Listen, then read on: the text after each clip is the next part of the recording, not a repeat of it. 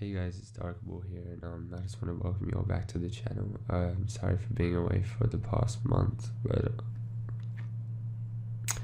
I honestly I've been having a lot of trouble with getting this mic, but as you can hopefully tell, it has finally arrived. I'm using a Blue Yeti blackout. I don't think the fact that it's a blackout changes the quality at all, but so far it sounds really good to me, at least. I'd love to hear what you guys think about it though, but this will be the mic I will be using for every video from now on, so hopefully it's good, because if you hate it then you're gonna have to put up with it a lot, unless a majority hates it, then I might go ahead and change microphone, but I think it should be fine.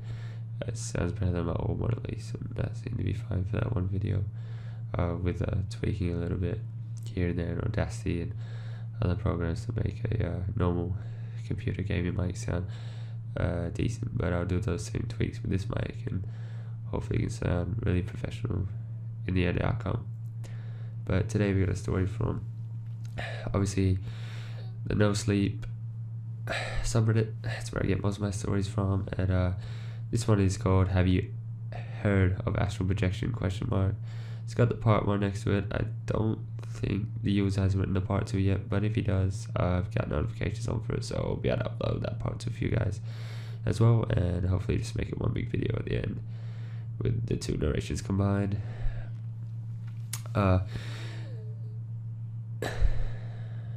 Also, I have a chest infection right now, so sorry if you hear little wheezes here and there, because that'd be the reason why.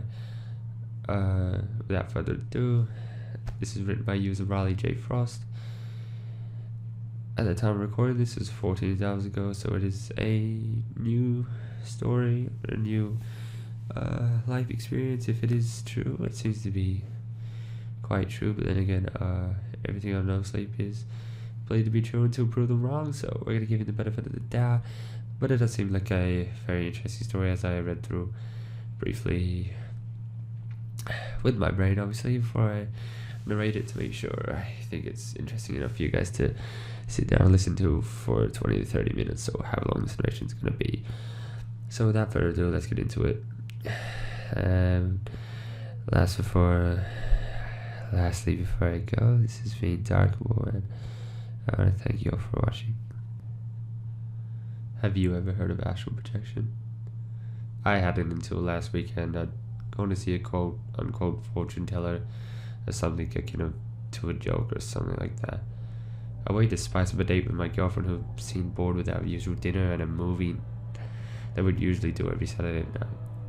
While walking down Fisherman's Wharf, we passed a tiny, quiet hole in the wall near Pier 15 with a sub poster in the window and a faint smell of license wafting through an open front door.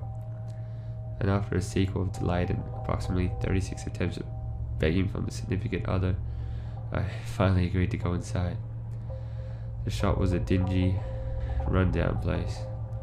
A single room, dimly lit by 2 lava lamps resting on stools in the room's far corners, and a burning candle sitting on a golden plate on top of a small circular table in the center. All 4 walls of the shop were covered in thick red velvet curtains, which gave the room the sense of being on the inside of somebody's organ system. It was kind of weird, but it had a safety sense to it at the same time. But the room's only pieces of furniture, the table in the center and 2 chairs placed on opposite sides of it, were all draped in fabrics of the exact same color. There didn't appear to be anyone in the building, but after calling out twice, a woman appeared from behind the curtains at the back right side of the shop, from what we assume must be a back room, whose room was covered by the deep crimson drapes. "Hello," the woman said, her raspy voice as high and thin as a tight wire. "Welcome to the menagerie. I am Madame Alchemore." Although we were taken back at first, a short laugh shared between my girlfriend and I reminded me of the world outside and the absurdity of this whole situation, and we quickly introduced ourselves in turn. and told her we'd come to have our futures read. Or that's at least what we thought she did. She smiled at this point and simply pointed at the seat on the side of the table closest to the door. My girlfriend had excitedly scrambled towards the seat, but stopped dead at a hiss from Madame Elchmore. "Not you," she said quietly, and turned her eyes to fix straight into mine. "Him." My girlfriend looked stunned as she looked around at me, and I'm sure I looked just as surprised and confused because at this point she let out a single genuine laugh. "He's all yours," she responded to the old woman, and with a pat on my shoulder that I understood to mean good luck with the crazy lady, she stepped out of the building. The door closed with a soft click-clack, and I was left alone with Madame Elchmore. The old woman crossed to her own chair and pointed once again to the one at the opposite side of her table. After a moment I finally sat down, but as soon as I did I began to feel a sense of unease creeping up my spine. Why did it suddenly get so quiet? I swear I'd been able to hear the street up until a moment ago, and had it always been this cold?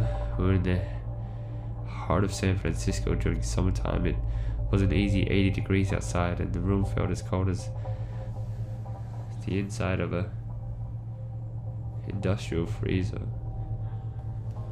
Her AC must be insane, I thought, but then a shiver ran through me that had nothing at all to do with temperature, as I realized I couldn't hear the hum of any kind of unit. The woman took my hand, and as she did so, a smile split her face like an axe wound. "So," she said quietly, "I was correct." At this point I was confused, bordering on pissed off, and the unease I was feeling was beginning to turn into fear. Correct about what? I stammered, my voice wavering under her ceaseless gaze. Madame Elchmore didn't answer my question, but kept staring at me, her eyes feeling as though they were boring into my very soul. They're so dark, I began to think. Where was the candlelight from the source of light in the middle of the table? Why couldn't I see the childish 80s lava lamps in the corner of the room anymore? And I realized with a start, why couldn't I even look away? I couldn't turn my head. It was beginning to worry me. "Have you ever heard of astral projection?" she asked me, the thin smile never wavering on her wrinkled face. I cracked my brain for a moment considering my answer. I thought I'd hear it mentioned on a shitty Ghost Hunters episode or something of its like, but as I formulated a response I realized I'd never really taken the time to figure out what it was. "No," I said, and although I meant to qualify the answer with pointless backstory, I found that I couldn't move myself to speak beyond a response in the negative. "You will," she said, her voice as silky as a snake gliding across sand. "And when you do, you will see them." The old woman's smile grew wider, and her grip on my hand grew tighter. "And when you see them," she laughed, they will see you too." What she was saying at this point was clearly impossible and ridiculous, and without a doubt meant to terrify and rile up the usual tourists that happened upon her shop. So, why was I so afraid? Well, first, I couldn't look away from her, and why did everything she was saying feel so goddamn correct? It creeped me out. "What are they?" I whispered, without really knowing why. Madame Elchmore's smile faded at this question. "They, my God," she said quietly. "They, no. Her voice was slowly rising into a shout. And at this point she let go of my hand and began pushing her chair backwards, away from the table. "What are they?" she cried, throwing her hands to her face. "What are they?" She then began to shriek, covering her head with her arms and burying her face in her lap. At this I too jumped up from the table and began backing away towards the door. "What are they?" she continued, screeching, and I heard Every single word she was saying very clearly, until my back finally hit the wooden door of the entrance and I blissfully pushed my way outside. My girlfriend was waiting still, a cigarette between her lips and her back against the brick of the building's exterior. "Finally," she cried, a smile lighting up her face. She quickly threw the burning bad habit into a nearby trash can and began walking towards the door of the fortune teller's shop. "You took ages. I was beginning to think she was harvesting your organs or something." As her hand hit the handle of the door, mine quickly shot out and wrapped around her arm. "No! No!" I cried, pulling her away rather more violently than I intended. "No, please," I said softer this time. "Why not?" she said, concerned, an inkling of suspicion creeping into her voice. "What did she do?" I stammered, remembering the look of horror on Madame Eltron's face as she, according to her, saw hints of my future. She's just crazy, I finally said. "Old and crazy. Not worth the time or money we could be spending on lobster rolls back at the war." At this, my girlfriend smiled and my fears began to ease away. "Extra butter this time?" she asked, pushing her face in closer to mine. "Pounds of it," I said, and we laughed together as she looped her arm through mine and began to walk away. For now, things felt okay, I guess.